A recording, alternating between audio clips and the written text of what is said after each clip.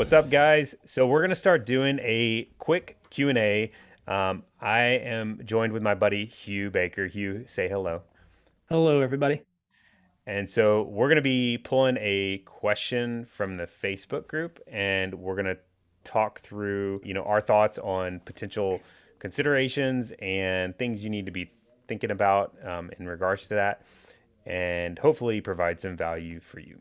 But before we jump into it, Hugh, give us a little bit of a quick background on you. Yeah, so I'm a financial advisor, kind of been waiting on the day where I can say I've been doing this for a decade, not quite yet, about 9 years now, but like to nerd out about finances.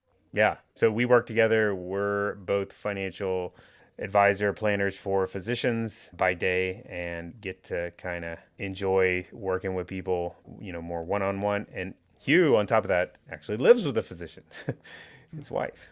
So That's right. that's right. And hey, I didn't hop on the bus, late. I was there from undergrad through med school, That's right. residency. I saw the whole thing.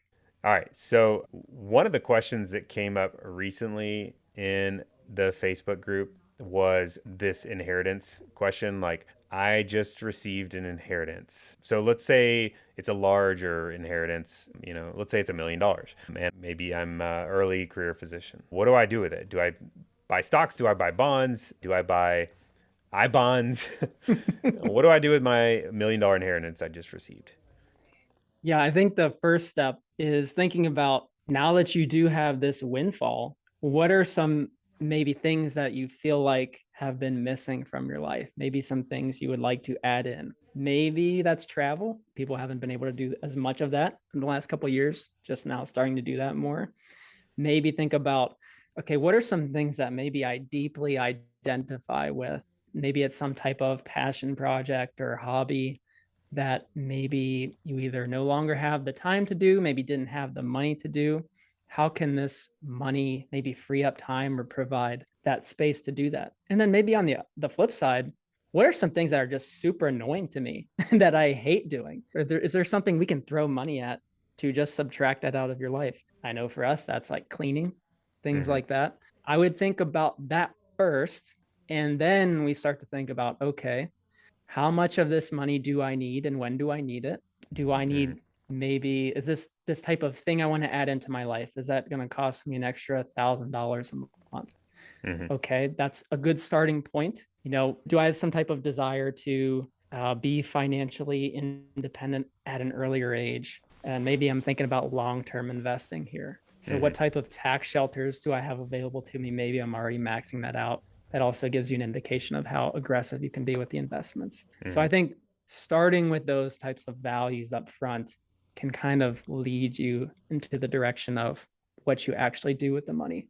But if Hmm. you're an early career physician, you've got a long-term time horizon. Now is an excellent time to receive a lump sum of money as the market is definitely down quite a bit as of the end of September here. Yep. Yeah, I would say number one, don't spend it quickly, especially like think about some of the things we're gonna throw out first before you spend it, I guess. Not that you should not spend it, but like be thinking about, some of the things we're gonna throw out first, before. So I think that's great. Buying time. So like if I'm mowing my grass and I don't really like it, most of you guys are super busy already. So it's like hire somebody to mow your grass. You just inherited a bunch of money. Hire somebody, save the time, buy time. If you hate cleaning your house and you're spending a lot of time on that, get somebody to clean your house to help. And then that's paying somebody else, which is helping them earn a living. And then you're saving the time. Like that's a home run. That's like way better investment than any index fund you could buy. Not that buying investments are bad, but like investing in your time can be oftentimes like the most valuable return on your dollar because you can't, time is worth more than dollars. So that I think that's a good point as well. Of course, we're going to throw out like the geeky planner type stuff. Like investing is important. I think when we start to talk about the investment side, you want to. This is where you lean on like your financial plan. Like, so what's most important to you? Like, what are your goals? Like, for example, if you want to retire by X year, or if you want to be financially independent, or if you want to pay off debt, or those sorts of things. Like, if you want to give more money, usually I think it's important to focus on the longer term stuff first and the harder to do stuff first, like saving and giving money, you kind of have to do it first before you start to think about lifestyle and spending. And so think about your goals. Like if you could put a bunch of money into tax shelters, that's the best by far, like you said, way to do it. And there's a lot of good ways to do it through, if you guys work for like academic hospitals, there's a lot of, even if you're in training, ways to kind of creatively shelter a bunch of money from taxes through like 401ks, 403bs, 457s, all that stuff.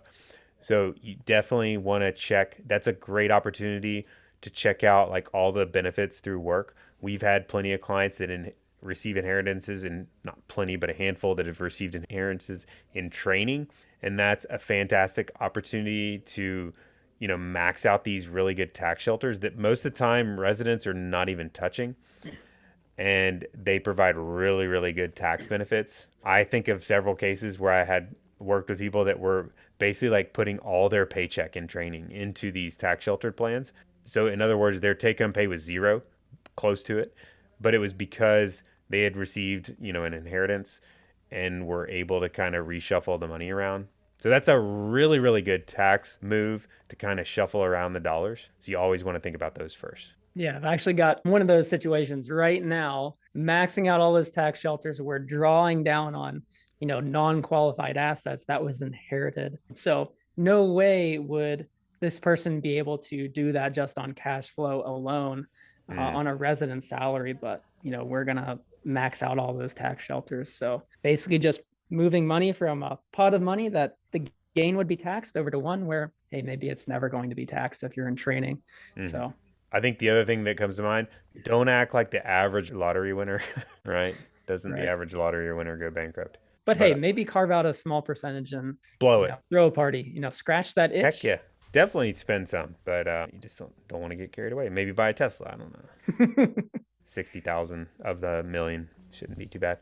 And beyond that, the other thing that comes to mind is, if I think of return on like your dollar a lot of times with these kinds of things. So time we've already talked about. The other thing, like the research says that the best return on your dollar is actually giving. And so thinking about if that's important to you, like giving, it's a fantastic opportunity to give when you receive a big inheritance. And even if it's not important to you, like it's worthwhile. I was surprised by the research, how impactful it is, happiness wise for people to give. So there's a pretty good case for like giving, even if you're not giving. But I think that's a personal preference at the end of the day. I think the main thing though is the nice thing about receiving an inheritance is it gives you all sorts of opportunities like this to kind of think through it. And, it's a little bit like transitioning into practice, not exactly the same, but there are a lot of similar principles that happen where you have to be intentional. So intentionality is the number one thing. For sure. So You got definitely, my wheels turning with the giving as well. So I'm like, oh man, what if they got a brokerage account that's got a lot of gain in it? Man, we could move those shares over to the donor advised fund, save taxes. it's easy for us to start geeking out. So we're going to try to like not get super technical and geek out, but That's Daniel saying, calm down, buddy. well, I'm tempted myself. But I think that's a lot of good stuff, and we're trying to keep this short. We could also talk about this for 2 hours, so we're trying to do what I say, like 5 minutes, right? So I think we're about at time. Yeah. Good talk, Hugh, as always. Thanks for coming on, and we'll try to do these weekly. I think it'd be good, kind of quick snippet. Yeah, I agree.